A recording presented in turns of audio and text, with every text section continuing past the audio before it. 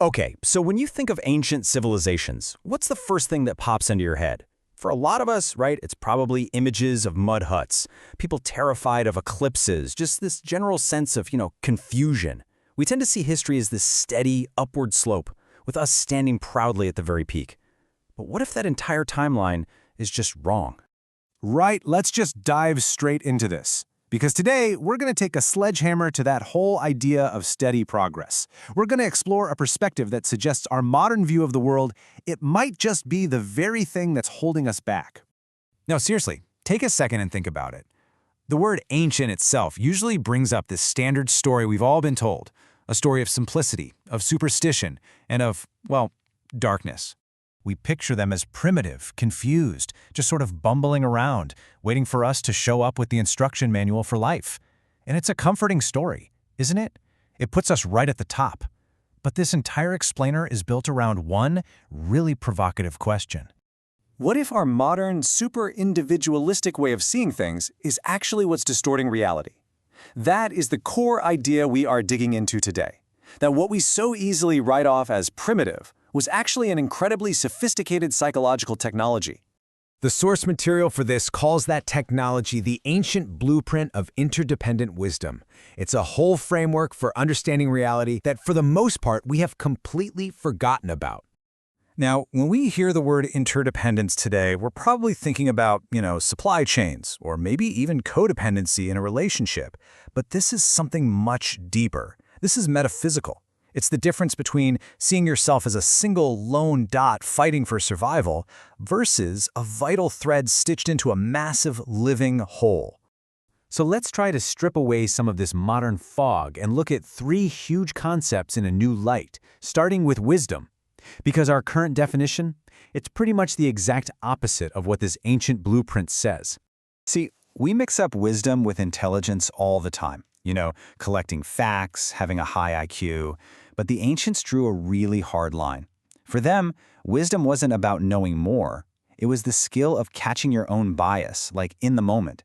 It was about having a clear lens, not just a big brain. And the logic here is pretty fascinating. The ancients totally got that our minds are designed to twist reality to keep us safe and to make us feel right.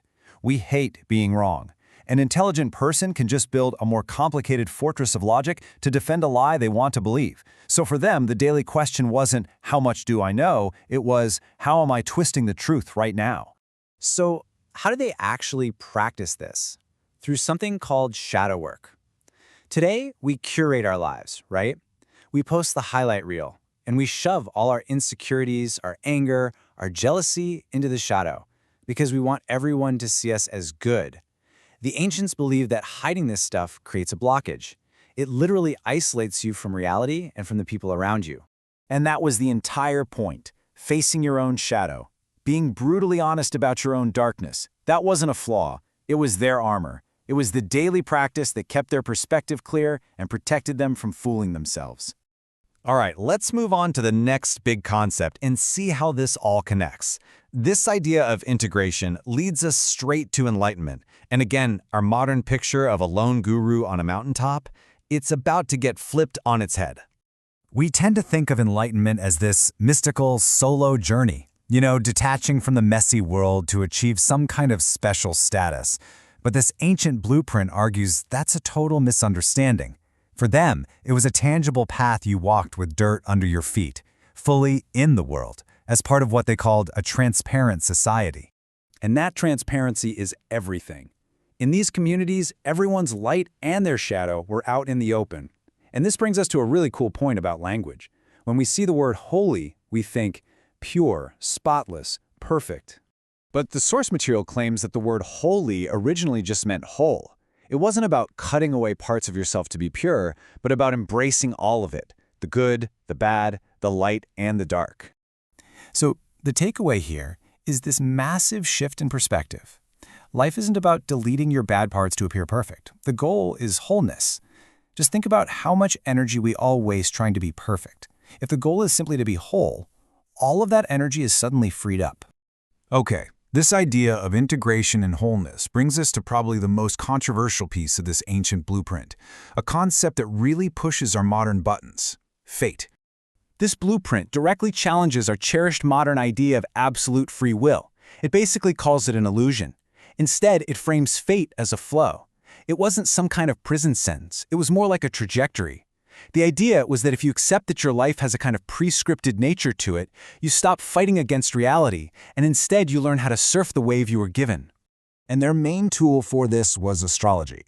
But forget everything you know about newspaper horoscopes. This was all about diagnosing the blueprint of your soul, the unique mix of energies, the tendencies towards anger or creativity that you were born with. And this created empathy.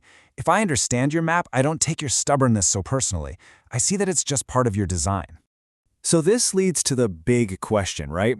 If this whole system of transparency and wholeness and interdependence was so effective, what the heck happened? Why are we here, now, feeling so disconnected from everything?